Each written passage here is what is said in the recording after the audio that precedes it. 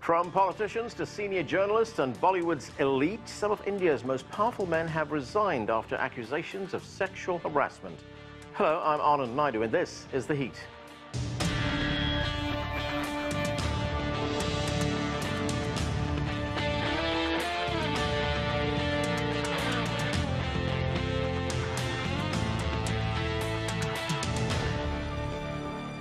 It's being described as India's MeToo movement. Over the last few months, women have flooded social media with stories of sexual harassment and abuse at the hands of men. The allegation started in September when Bollywood actress Tanushree Dutta spoke out about a 2008 claim that veteran actor Nana Patekar inappropriately touched her on a movie set. Patekar has denied the allegations. In October, more than a dozen female journalists accused politician MJ Akbar of sexually harassing them in the workplace when he was their newspaper editor. Akbar denied the allegations as well, but resigned from his post as India's junior external affairs minister. Sabha Naqvi, a senior political journalist, shared her story on social media. She says she was harassed by Akbar when she was 20.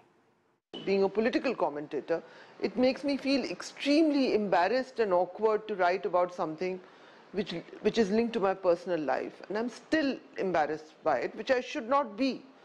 I did it only to weigh in on what the women who have really had far more horrifying experiences in solidarity with her. The Indian Prime Minister Narendra Modi has not commented publicly about the allegations against Akbar, nor recognized the Me Too movement. Well, there is lots to talk about on this vital issue. Let's bring in our panel. Joining us from New Delhi is Rituparna Chatterjee. She's an independent journalist who writes on gender issues. Also with us from New Delhi is Sunita Menon. She's a director at Breakthrough India, a human rights organization. Here with us in the studio is Priyali Sur. She's an independent documentary filmmaker and women's rights activist. And Ingrid Tewat is a journalist at the French weekly newspaper Courrier International in Paris. Thanks to all of you for joining us. Ritu, let me start with you. This movement against sexual harassment and abuse known as Me Too, it's been described as something of a revolution in India. So what do you think, what do you believe is prompting women to come forward right now and speak out? I would like to start by pointing out one, factual thing here. The Me Too movement, what we are seeing now is the second wave of the Me Too movement. It started a year ago by a law student, a Dalit law student in the US who brought out a list of sexual harassers in academia. It's called the list of sexual harassers, or LOSHA. And while that didn't, gather the momentum it should have gathered, this time around, especially after the Tanushree Dutta allegations and after so many women outed their abusers on Twitter, on Facebook, I think it's the collective anger. To answer your question, I think it's the collective anger that too little has happened, and this is the time. Women are not going to keep quiet any longer. And especially the way Tanushree Datta's case played out in social media, where women were attacked for, supporting her. And at the same time, the Brett Kavanaugh hearings were happening, and it was eerily similar. It was almost as if, two women reporting their abuses from a past are not believed, they having to prove their, credibility in like a social media trial. So yeah, I think it was the anger that finally prompted women to say that we've had enough, this is it.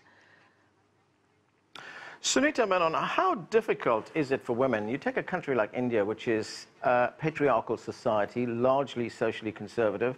How difficult is it for women to expose their abusers in a country like that? I mean, what are the kinds of risks do they face as well? It's really difficult. It's not an easy way out, Anand, for women in India. Almost 38% of women in India face sexual harassment within the first year of their employment. And almost 70% of women do not report it because of the very reasons that you have said, because of the patriarchal power structures, because of threat to the job. They're asked to leave. Most often it is the woman who is forced to quit the job than the accused himself. So it's very difficult. The Me Too movement has really changed a lot of things for people. We've had cases much earlier in India also where Bhavri Devi, who outed a child marriage case in the village, was raped and assaulted by a group of men. That led to the Vishakha guidelines and the subsequent prevention of sexual harassment policy, which was implemented in 2013. But despite all of these laws, it's not been easy. And I think the Me Too movement has given a momentum for young people, for women to kind of speak out against violence, against rape culture, against sexual harassment and sexual violence. It has enabled women to have the space, have the support of other women and men to speak about the issue in a public space. It has given a strong warning to the perpetrators, saying that it is not all right to sexually harass and violate other people. It has also kind of helped create a space where people can talk about this openly. A lot of organizations are also trying to implement policy around sexual harassment, which was not the case earlier. There has been a change in the way people are seeing sexual harassment now. While earlier it was connected to honor of the person, but now I think women are feeling comfortable talking about it openly, and there is support for them. Right, purely, as Sunita says, there is momentum right now, but is there any way of telling how widespread this kind of abuse is?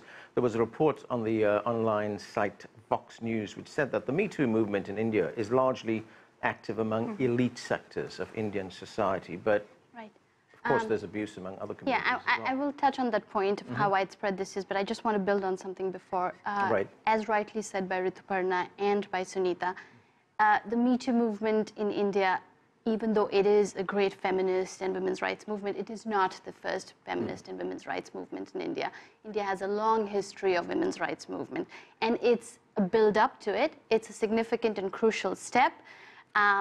And I think it's in a way kind of changed the international narrative that people have around women of India, that they are extremely victimized by gender-based violence, and women are now saying, we are survivors, we can challenge our perpetrators.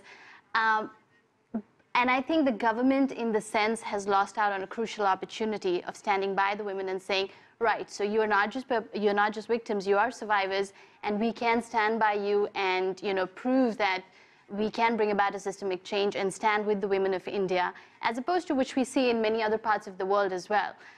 What the government of India could have done is set an example by bringing about a systemic change.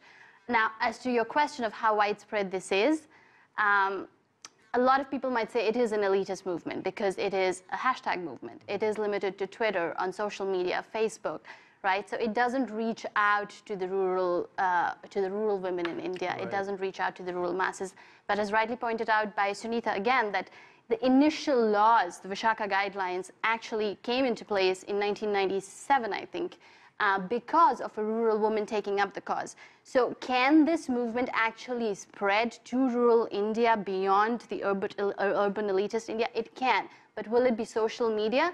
No, maybe it has to be more sensitization programs. Maybe it has to be government sensitization programs, CSOs, NGOs involved in going out there and saying that, these are the issues that can be brought out and women need to come out and complain. And there is a space where women can come out and complain, which is feasible for women to complain. Right, and actually you've done a documentary on this, which I have seen. I want to get to that documentary in a moment, but parts of your documentary focus on areas which are in remoter parts of India. Right. So one of the documentaries I did, and I think the one you're mentioning, is about how men can be a part of it. And we have seen in the Me Too movement in India that men have actually, a lot of men have supported women and have said that, we stand by you, we stand by what you say. I think what you said about reaching out to more people and bringing in the remote places, men can play a huge role in that.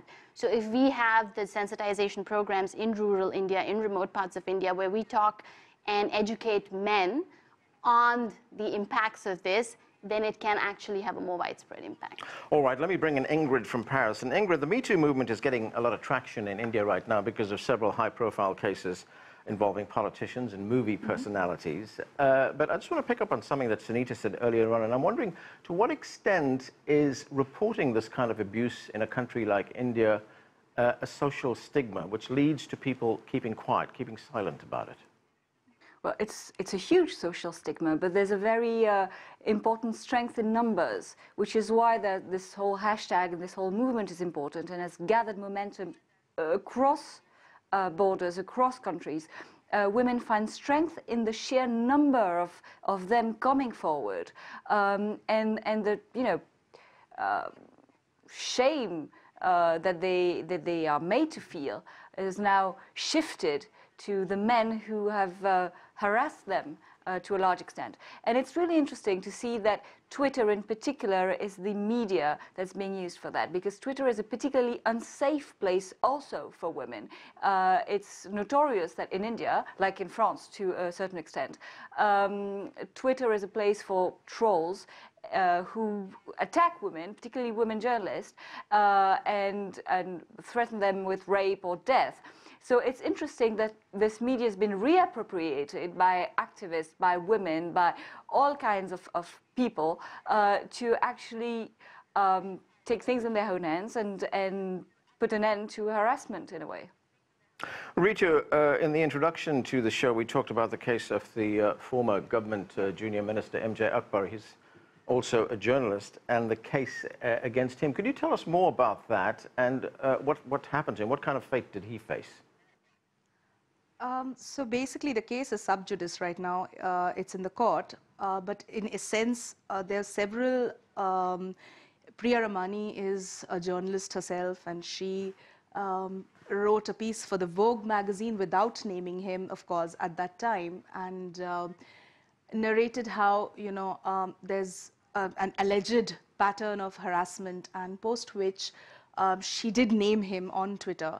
And within days, I think several women, sort of came up with their own stories about, having been allegedly harassed by Mr. Akbar, and it built into this, this sort of collective of women, raising their hand pretty much and saying that, yes, this has happened to me too, and post which Mr. Akbar has filed a defamation case on Priya.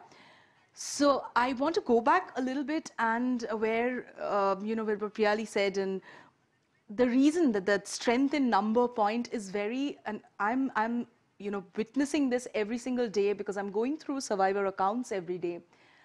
It's crucial that women come together in large numbers, because it also gives them a sort of a legal cover, because it's very we are struggling to kind of keep ask women to feel safe, to ask women to kind of share their stories, because there is this huge threat, legal threat, where women in India can be prosecuted against in defamation cases if the case falls through, and which is a fear. Like legal services in India, legal help is very difficult to get.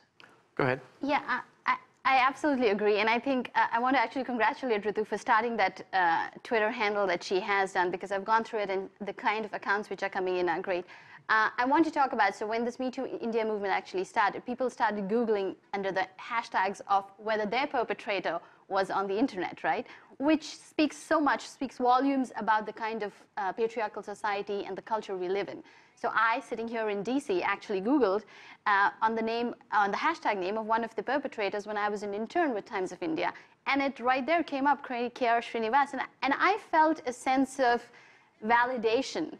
I was like, when I was 21 or 22 years old and I was an intern in Times of India in Bangalore and this episode happened, I normalized it, which is what we all do. I normalized it and I said, maybe I shouldn't talk about it because it's just something else.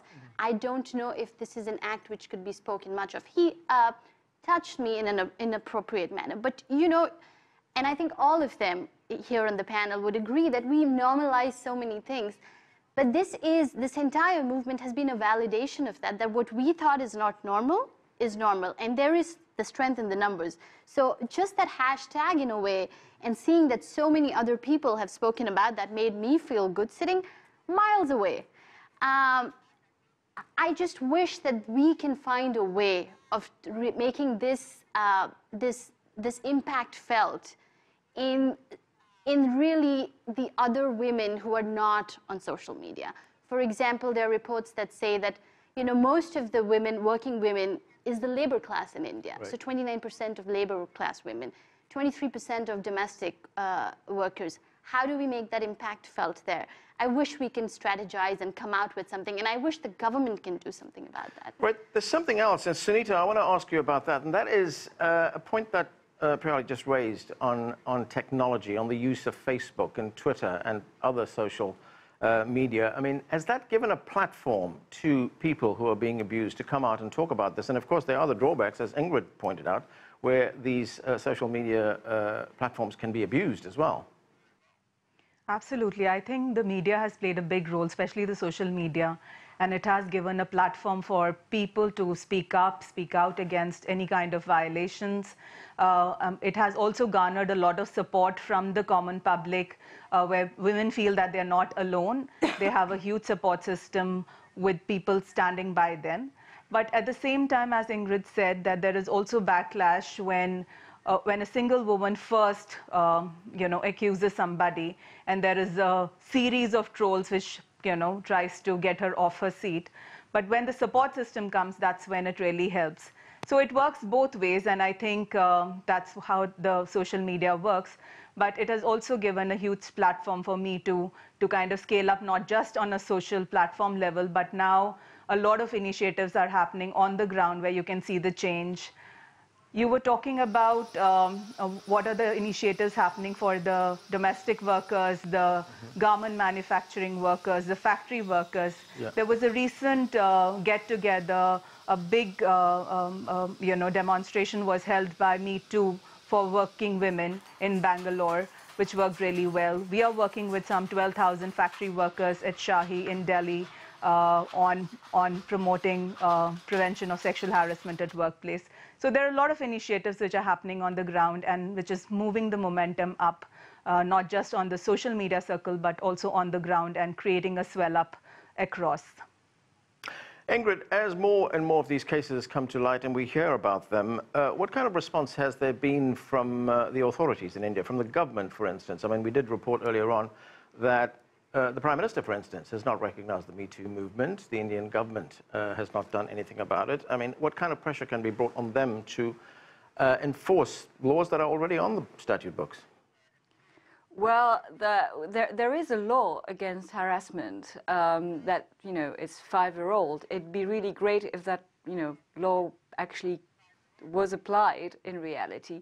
But to expect too much of the government is not very realistic. This government is not particularly progressive. Narendra Modi has not reacted, and MJ Akbar's initial reaction was to hire a lawyer to file a case against Priya Ramani for defamation, hiring 100 lawyers to actually harass her even further. So that's the kind of reaction you have. Indian women, Indian feminists are, by the mere fact that they are speaking up, putting a great pressure on authorities, and more generally they are ensuring this conversation about sexism and harassment is carrying on in the public sphere. The fact that you are asking me, you in DC, are asking me for a Chinese channel, this question as I sit in Paris, is also a sign that pressure can be applied from outside. The fact that this conversation about sexism is global, that it goes much beyond the borders of India or the US or the UK or France, is a sign, and I think the different governments are bound to react at one point, because, well, in the case of India, it's not very good for the image of India outside. So at one point, this pressure, this combined pressures, international pressure, media pressure, on the ground pressure, are, hopefully going to have an impact. So, Rita, the government may not be acting on this, but has the MeToo movement, as our awareness grows of how big the problem is in India, has it changed the conversation in India? Has it given women a platform? One of the most wonderful ways this movement has brought together women is of, you know, all ages, and from women who, you know, sort of were the first in their families to work in an office space, and at the time when sexual harassment, I mean, there was no legal, no framework to kind of address sexual harassment, to women who are now raising bodily violations on Tinder dates, and date rape and intimate partner violence, and they're, you know, raising questions of gaslighting and negging and stealthing. And it's all, you know, come together in this mashup of wonderful, wonderful conversation where women are, you know, sort of sharing their stories, and hopefully, you know, other women hearing in solidarity. So there is a lot of awareness.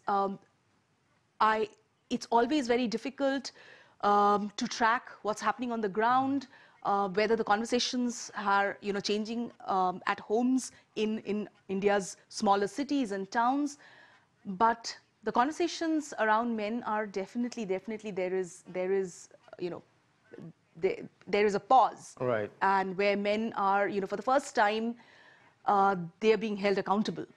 So Priyali, there is reason for hope, as we hear, and I want to get to the documentary that you produced. You've produced several reports. This particular documentary, Men Against the Tide, featuring men. I mean, there's several stories in the documentary. They feature men who are changing attitudes and perspectives on women. You tell the story of one young girl who was brutally attacked, sexually assaulted by a mob of men outside a nightclub that happened in 2012. Now, the excerpt that we're going to see right now, in this excerpt, she has a chance to thank the man, who's a journalist, who saved her. Let's watch. जब uncle को मैंने देखा तो uncle को पकड़ लिया था मैंने. अंकल मेरा पापा जैसा है, आप बस आइए प्लीज़ ऐसे बोला. तो तब अंकल ने जितना भी हो सकता है अपने आप से मुझे सेव किया. उसके बाद भी लड़का लोग अंकल को भी अटैक करने वाला था उस टाइम ना, फिर भी नहीं माना. अंकल ने चिल्ला के बोला रुको रुको, ऐसा मत करो, ऐसे बोला. मैंने देखा एक लड़की वो मुसीबत में है, मैं उसको सेव करना, इट इज़ माई ड्यूटी. उसको मेरा बेटी जैसे है, तो इसलिए मैं गया. मैं नहीं सोचा क्या होगा. मैं जानता था पुलिस केस हो गए, कोर्ट में जाना पड़ेगा, पुलिस हमको तंग करेगा, लेकिन ये पीछे का बात है. Right, I watched the documentary. There are several stories in it, as I pointed out. They're stories of hope, aren't they? And did you get the feeling after you produced this documentary that this can be fixed, that even at this grassroots level, there is something that can be done? Well, there are many reasons of hope, and the various reasons of hope that are there, we have to hold on to them, right, to move on. So one, as I said before, is that there have been men who've been in the forefront of women's rights movement as well, who have been part of, you know, who call themselves the feminist men. And in the MeToo India movement too, there have been men who've supported. That's one reason of hope. The other reason of hope is that there is a freedom of speech in India. People can put out their comments. People can demand for attention. The women have been able to make this happen because of the widespread freedom of speech that exists for them to go out and demand. MJ Akbar stepped down for various reasons. He did. I wish that could have happened earlier. There has been an inquiry, as Rituparna mentioned, a four-member panel inquiry that has come into place. The Vishaka guidelines are probably going to be relooked at. So there are reasons of hope to hold on to. And in the past too. So it is a growing movement. The change is constant. It's steady and slow, but it is a constant change. So I guess we have to hold on to those little measures of hope. Sunita, what role can Bollywood play in India? I mean, this is a massive industry in India. It has a lot of influence, especially among young people in India as well. I mean, we've reported cases where actually there are people within Bollywood, in Bollywood themselves, who are perpetrators of this kind of abuse. But can Bollywood also act as an agent for positive change? Absolutely. I think Bollywood holds a huge sway over the masses.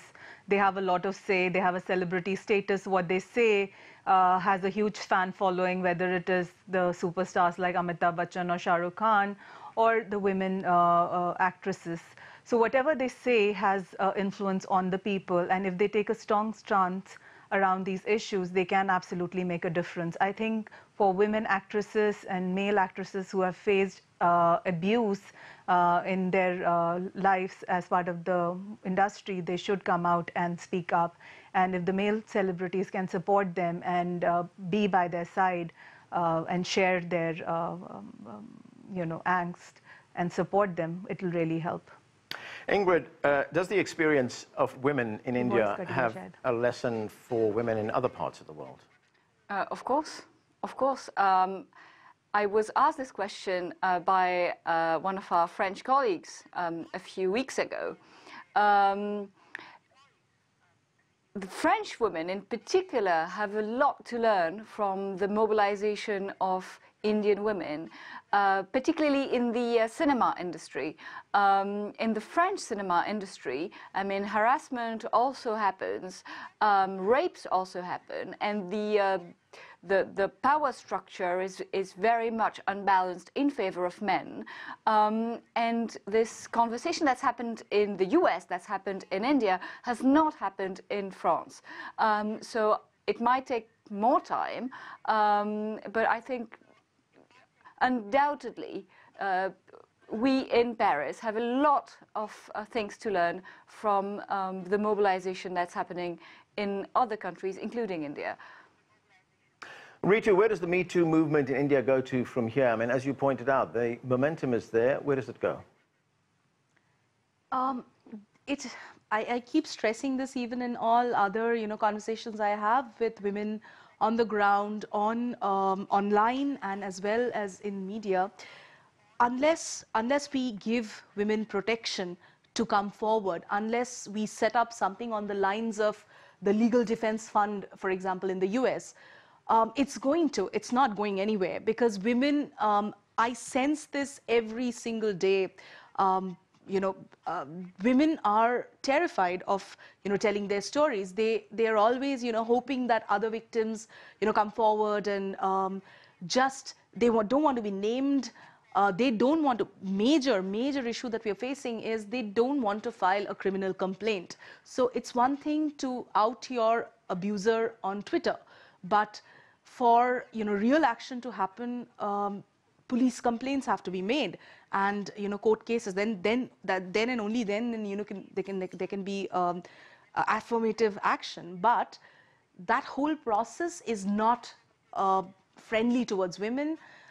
Women, there's a huge chance that they'll get further victimized, further harassed, just to go through that legal process, just to go file a police complaint at a police station. So unless we protect women from legal threats, unless we protect women from help them come forward, unless the Women's Commission, the Women's Ministry, they form like a sort of collective where women can safely, anonymously if they want, lodge their complaint and see some action. I mean, they have an online portal where you can file your complaint, but there is, affirmative action is the key to, taking the movement forward. Okay, Priyali, you get the last word. Yeah, I just have a quick last remark.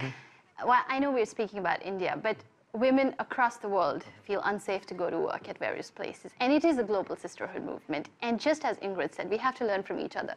The US has to learn from India, India has to learn from France, France has to learn from India. And the midterm elections in the US has been, in a way, in proof, right, that women can go out in numbers to vote. Will the coming elections in India see something like that? I don't know. This is a very urban movement. But I hope women take across the world more from this, from all these movements across the globe, and actually make that change happen. And that's where we have to leave it. Thanks to all of you for being with us. That's all we have time for, but the conversation continues online. Chat with us about this or any other show on Twitter. We're at CGTN America, or visit us on Facebook. That's facebook.com/CGTN America. I'm Anand Naidu in Washington, D.C. Thanks for being with us.